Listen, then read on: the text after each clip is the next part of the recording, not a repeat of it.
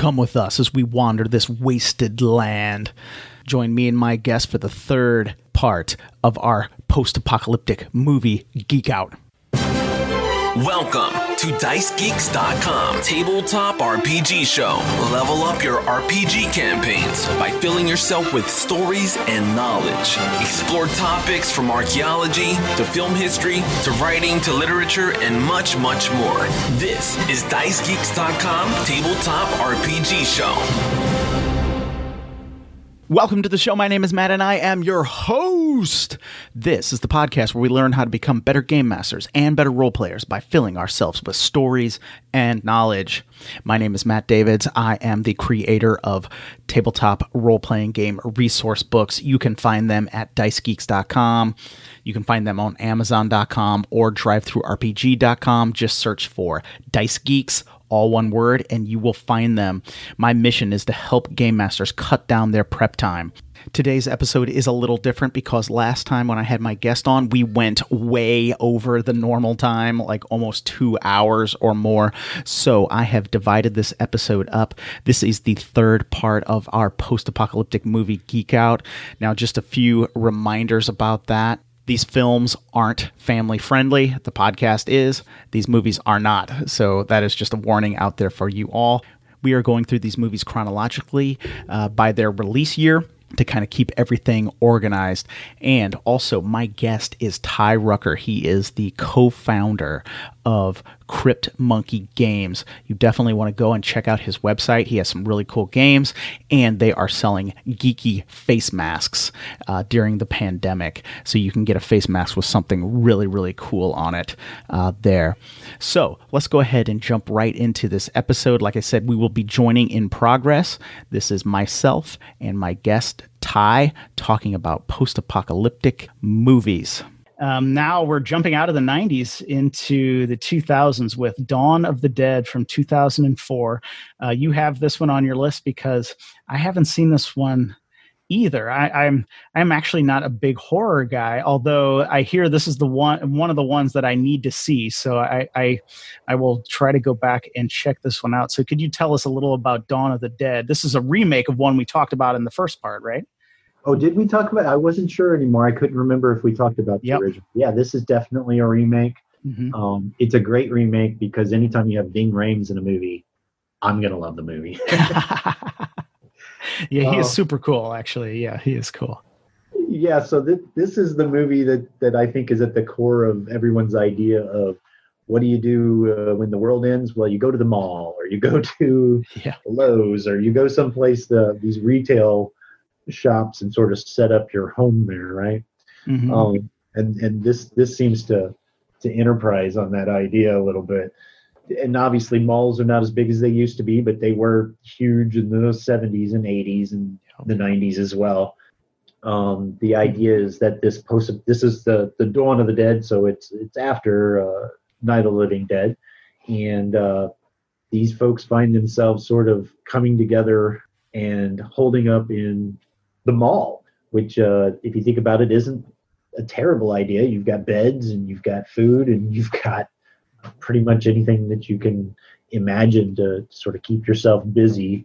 And you've even got the roof to make up fun games for shooting zombies and calling your shots. This is one of my favorite remakes too. Again, because Ving Rhames is in it, but also it just seems to sort of bring our modern world, granted the movie's 16 years old now, but sort of bringing our modern world into this idea of let's run to the mall and hold up there. Yeah, and I think this was one of the movies that kind of kicked off one of the zombie craze, right? Yeah, it did seem to start right around that time. I mean, certainly I would suggest it started in the 60s and just started picking up in the last 20 years. But might be fair. Yeah. What? But yeah, it's certainly since then you've seen more and more. It was right around or a little while after this time, maybe, that, like we mentioned, 28 Days Later earlier, movies like that started popping up. And of course, 5 years after this, The Walking Dead started, which has just been a huge phenomenon. Sure. Yeah, that is interesting. I mean, I think the idea of the shopping mall kind of gathering in the shopping mall, it's, it was in the original and then it was in this one, but I mean, I know, and malls are kind of going away and they're all being torn down and stuff now, but it almost, that idea doesn't really get old. It seems like you were saying, it's like the perfect kind of symbol for it, kind of even like kind of these zombie like creatures stalking the halls of the mall. It's just like people walking mindless through this big, shopping center kind of thing. It can almost work on a few symbolic levels as well. Yeah, I think it's really only fun in the movies, though, if you think about it, if everybody's thinking of doing this. Yeah. Then even if you get there first, other folks are headed towards you. Yeah. You might be in trouble. Yeah. Yeah. So if it happens in real life, you should probably stay away from the mall. Right. Like get Lowe's, get what you need, but don't stay there. Yeah, exactly. Yeah. Some bad things are coming. They're going to hang out there. But for a movie, it's great because that's exactly what we're looking for. Yeah. It ramps up the conflict, and you get kind of these big areas where you can fill them with crowds of zombies. Yeah, absolutely. Yeah, absolutely. All right. Well, the next one on the list was I Am Legend from 2007. This is actually the third remake of the Richard Matheson novel I Am Legend that we have talked about. We talked about the first two since they were done in the 60s and 70s. So we get another remake. So I Am Legend from 2007. Of course, this was Will Smith, and has kind of become kind of a famous, kind of a cult classic kind of movie as well, involving the last man on Earth, as it were. Yeah, it's funny how each one of these three movies has at least spent some time in this cult phenomenon, people loving it. It's just a great idea for the genre. And then Will Smith did a great job of just portraying this guy that's sort of becoming unsure of himself, and when people show up, he's not even sure that he believes that they're real. And of course, we all love the music. Yeah. Now, this movie was a lot of fun. I know I guess I was looking up online. I guess there's a lot of discussion about the ending because there were some changes with the ending and different things, and then possibly some other endings were filmed, or alternate endings and things like that. Because it seems like that most people, if they have a problem with this movie, it would be the ending. But I remember watching it and enjoying it. Kind of some of the images that stick in my mind is just the kind of, like the image of New York City with like grass growing in the streets, like with grass growing in the streets with all these, these shells of buildings around. And then there are animals that have escaped from the zoo that might be stalking you in that grass. And I thought that was a really neat idea that they put into the movie this time. Yeah, deer hunting. Yeah, deer hunting. Yes. Driving down the street in New York City. That's a lot of fun. Just imagining that sort of world, right? And him befriending, as the character did in the Omega Man, befriending the mannequins in the store, because he just didn't have anybody else to talk to. Yeah. And there is something about mannequins in the post-apocalyptic movies kind of genre, because yes, we have that in Omega Man. We have a scene, kind of infamous scene in the original Mad Max with a mannequin, in the movie The Ravengers that we talked about in the first one with a mannequin, in Damnation Alley, I think, had a mannequin kind of scene with mannequins. And did I walk on you there? No, I was trying to remember. I thought there was a scene in A Boy and His Dog or something too. Oh, I can't remember. Oh my gosh, you're testing me. There might have been. I wouldn't be shocked. There's something with mannequins. I don't know. It's like you got to put a mannequin in a post-apocalyptic movie or something. Night of the Comet as well. Oh yeah, that's right. Because they go into the store, right? Yeah, they go into the mall. You got to go to the mall. Oh, yeah. Yeah. Well, yeah, because the girls go shopping. That's right. Yeah. Oh, my goodness. Yeah. Okay. So if we're going to make another post-apocalyptic movie, we got to put a mannequin scene in there. I don't know. Yeah, I don't know. All right. Right. So, yeah. So I Am Legend, of course, since it's well, I mean, I guess it's a little old now, but it's available on a number of platforms. So if anybody wants to check that out, they can. And yeah, like you said, Will Smith does a great job, and just some really cool images in there, I think. And since this podcast is mainly about role playing and stuff, some great images. Those would be great images to kind of introduce into a post-apocalyptic RPG campaign. Kind of this idea of deer hunting in the middle of Manhattan with grass growing in the road and stuff like that. That would be some stark images that you could pull into your game. The creatures as well from this latest I Am Legend. The fury that they had. I mean, they really upped it from the first two movies where they were, in the first movie, they were basically slow moving zombie-like. And then in Omega Man, they were pretty much like us. They moved like us. Mm-hmm. To I Am Legend, where they're just super fast, filled with rage. That's an intense creature to drop in your game right there. Yeah, absolutely. All right, well, the next one is another one that comes from you. It's Legion, 2010. Why don't you tell us a little about Legion? I haven't seen this one. So Legion is one of my newer favorites, I guess, in the last 10 years. The premise behind this is that somebody who certainly wouldn't feel worthy and doesn't realize, obviously, they're about to give birth to a very special person, somebody who can actually save the human race, because we are coming to the end of it. Seems like a demon movie, but the truth is it's actually angels that are trying to come in and end the world, basically, and they're trying to end these people that are trapped in this gas station out in the middle of the desert. It's a good horror movie.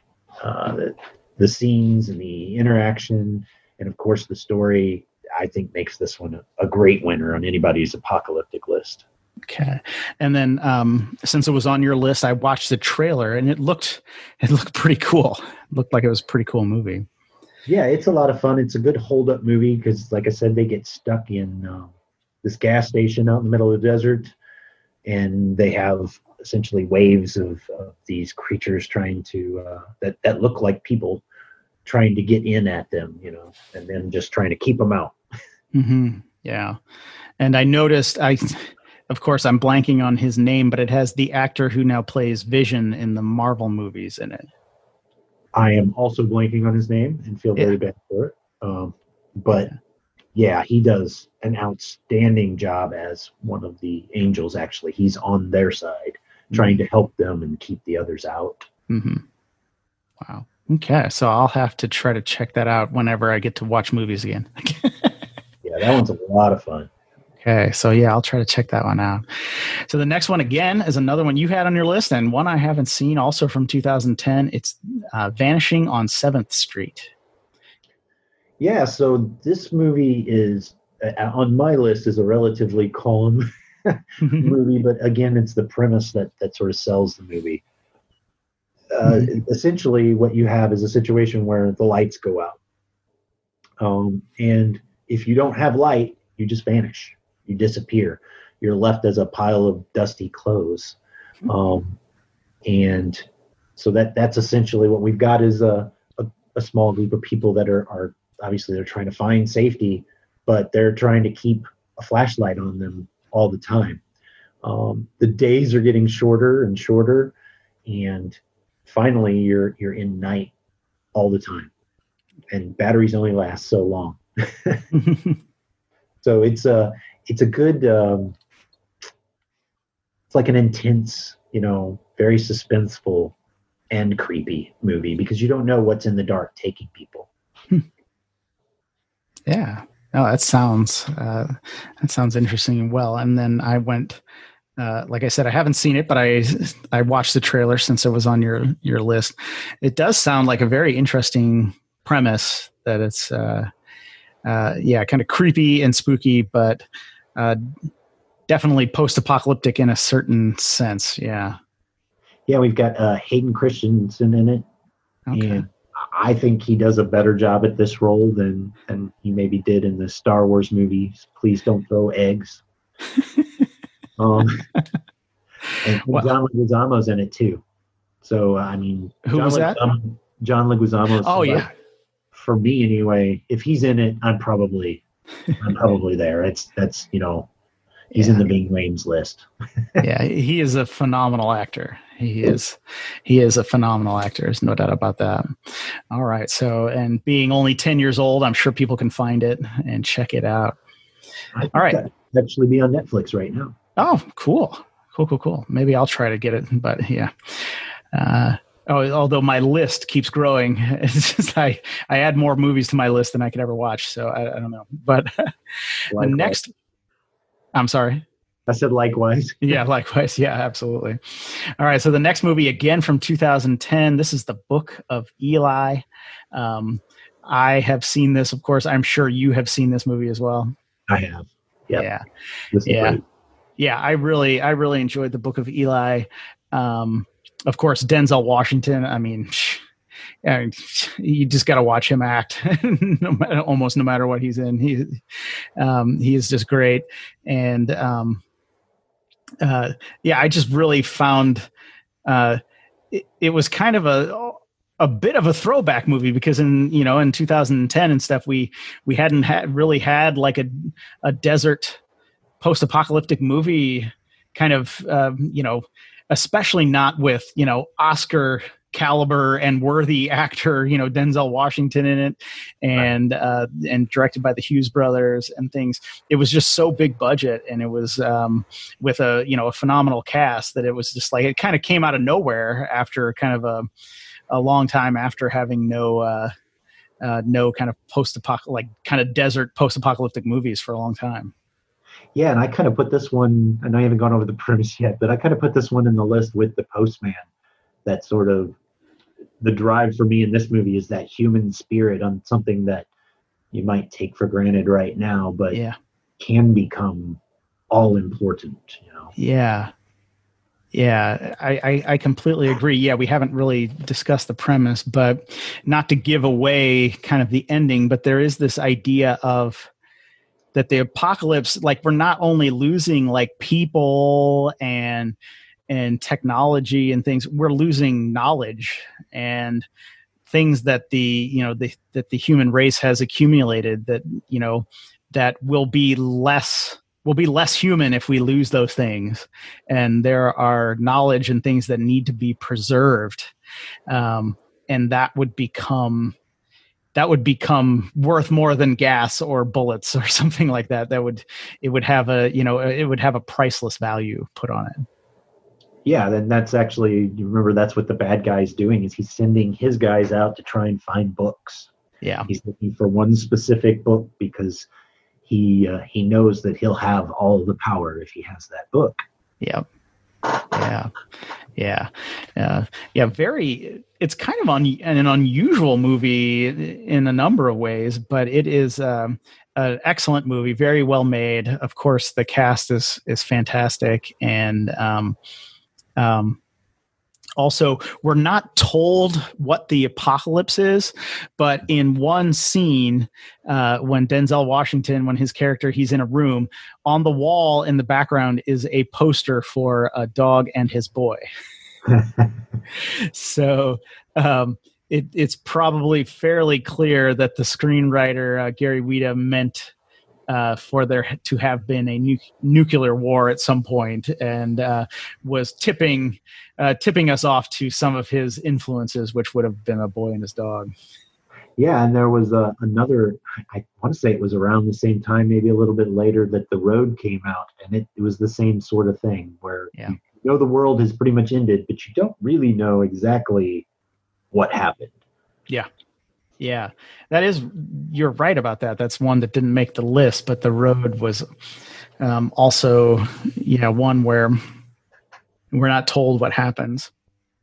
we're just left to kind of deal with the aftermath, like, and follow these people around. But yeah. And I would tell anybody if they haven't seen the Book of Eli, they should move that up on their list.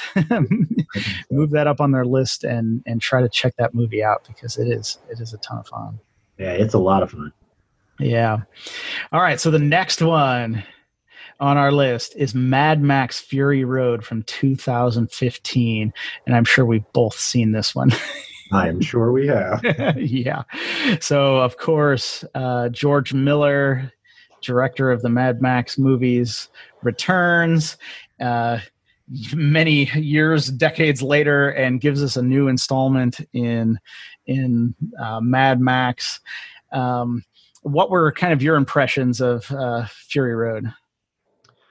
Well, certainly I like that they actually came back to visit the world again. Yeah. My impression at the moment is I really wish that they'd keep going. Yeah. We sort of had this hope that we were going to have a reboot on the series, and at least as far as I know right now, that is not necessarily happening. Certainly that movie was 5 years ago. So yeah. But yeah, it's I'd say this one did the best job of going into the lair of the bad guys, so to speak. And we actually go into the lair of the bad guys, right? Mm-hmm. Not just as there's a bunch of crazy guys riding around on motorcycles, which is a ton of fun, but actually seeing this culture developing up around the bad guys, if you will. Yeah.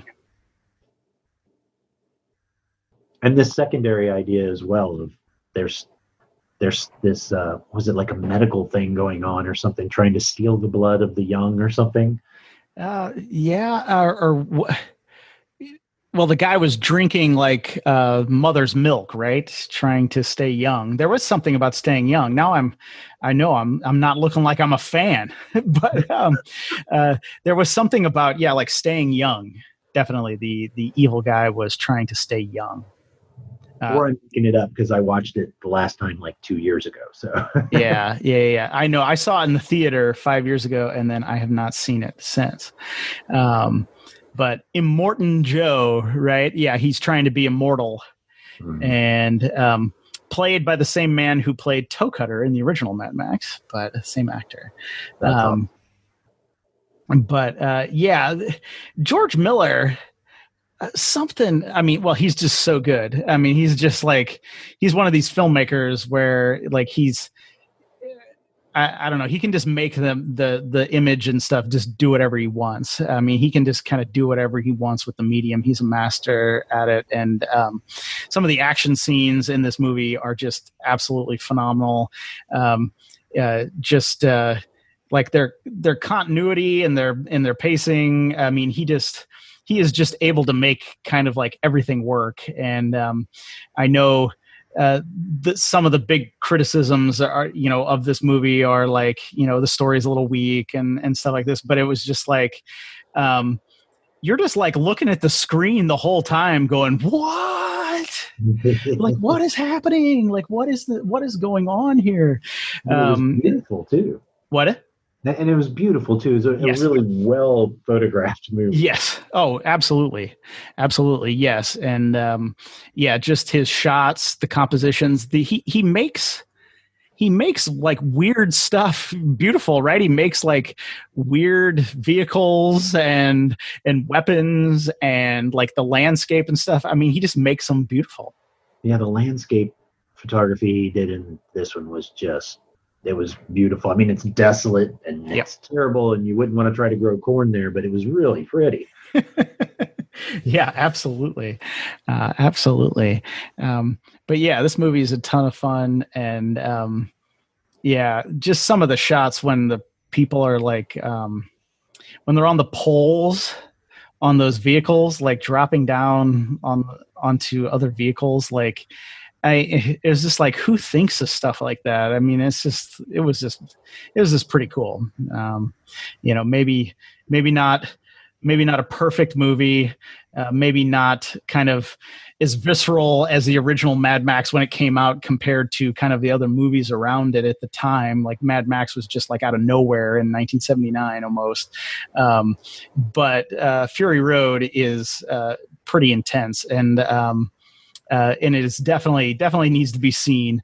And then I had heard at one point they were trying to take the Charlize Theron character.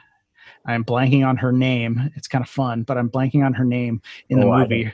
They were going to take her character and actually like do a spin-off movie, and then they were going to continue with Tom Hardy as Mad Max in some other movie or something. But apparently that may not be the case if we've gone 5 years without one, unless George Miller is just going to take 10 years to make one movie or something. I don't know what he's doing. No, that's possible, I guess. But I sure would like to watch those movies. Yeah, I will take anything that George Miller gives me with Mad Max on it. I will take it.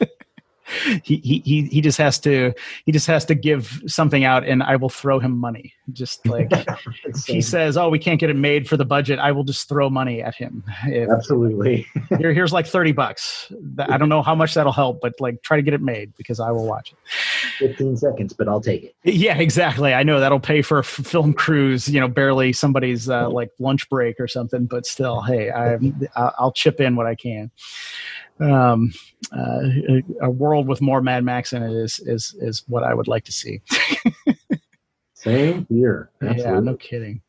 All right, so these last few movies, you added them to the list, and I have not seen them.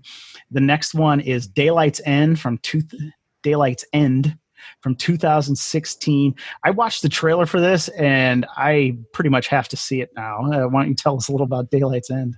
Yeah, this is all action, rock candy, end of the world stuff here. This is a lot of fun.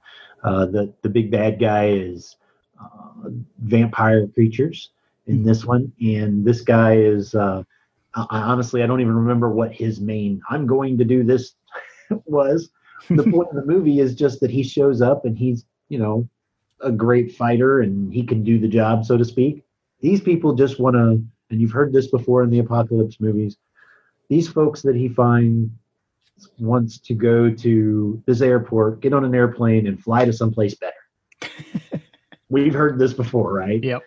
But this movie is still a lot of fun. I think it's a police station that they're held up in, like 3 or 4 story tall building or something like that. Whenever the attack goes down, and yeah, definitely rock candy. Just want to sit back and enjoy a movie and not think too much. This is your movie for the apocalypse right here. All right. Yeah, like I said, I watched the trailer and I was like, okay, that looks pretty cool. So I'm going to have to check that one out.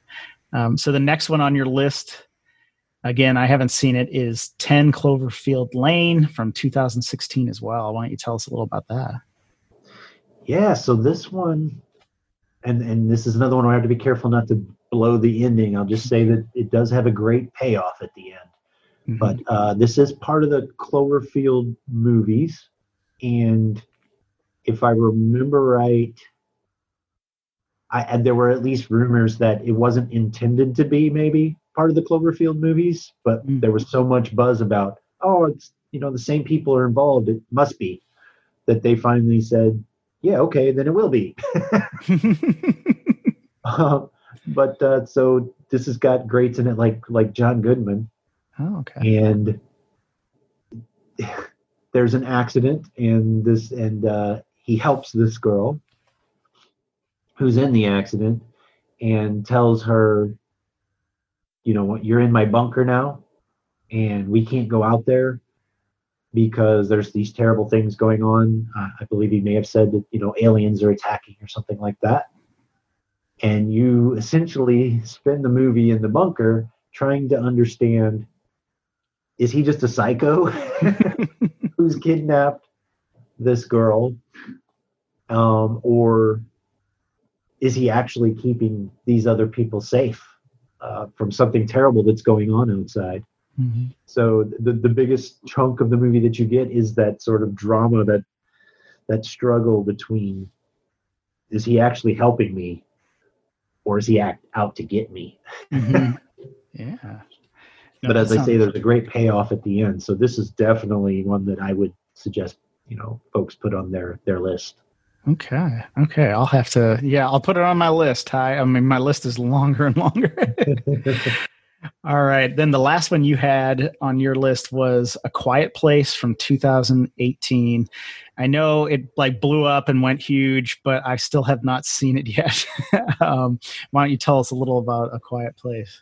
Yeah, this is from John Krasinski, and most people know him from The Office.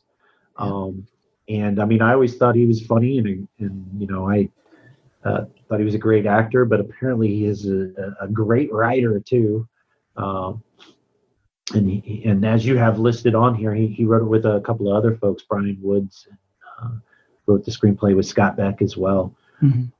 But the idea behind this is that there is this creature that has ended the world essentially, and it comes and finds you by way of sound. It can't see, but if you make the slightest sound and one's near enough to hear you, then it's coming for you. Mm-hmm. One of the really unique and interesting parts of this story is that his daughter is deaf, which is terrifying when you're watching this because, she's doing things in the movie and you hear it from her standpoint, which is to say you don't hear anything, but you see her doing things. There's noise and you're like, try to be quieter. But this is an outstanding movie for the suspense and for the sheer terror you feel when they make the slightest sound. They do anything above a whisper, you're like, be quiet. So it's definitely a great end of the world watch, and there's a reason it blew up. People love this movie because it is an outstanding story. Mm-hmm. On top of that, A Quiet Place 2, we were supposed to get earlier this year, I think in March, maybe. And because of COVID, they did not release it yet, but we can look for it in April of next year, in April of 2021, I believe. Okay. So I'm also excited for that one. Yeah. Like I said, it's on my list, but my goodness, the list keeps getting bigger and bigger.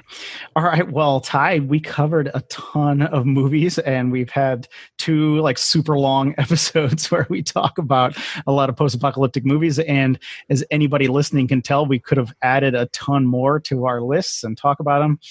I mean, maybe I'll have to have you back on and we can do a part 3 and we'll go back and pick up some we didn't get to talk about. Who knows what the future holds. We can do television shows next time. We could do television shows. We could, my goodness, we could do all kinds of things and just stay with post-apocalyptic. And we probably would not run out of podcast episodes anytime soon if we did that. All right. Well, Ty, thank you so much for coming on again and talking movies with me. Why don't you just really quickly let people know where, where they can find you and your games, because you are a game designer.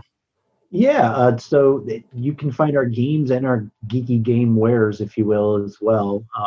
If you go to cryptmonkeygames.com, you can read about our games there, and you can get directed to the shop to buy our games. And we because COVID's going on right now, we even sell your favorite fandoms in a face mask. So you can check our Etsy shop out. It's linked from cryptmonkeygames.com as well. There's stuff coming in the future, and that's probably the best place to watch and see what we're going to do next. Everything we do is creepy.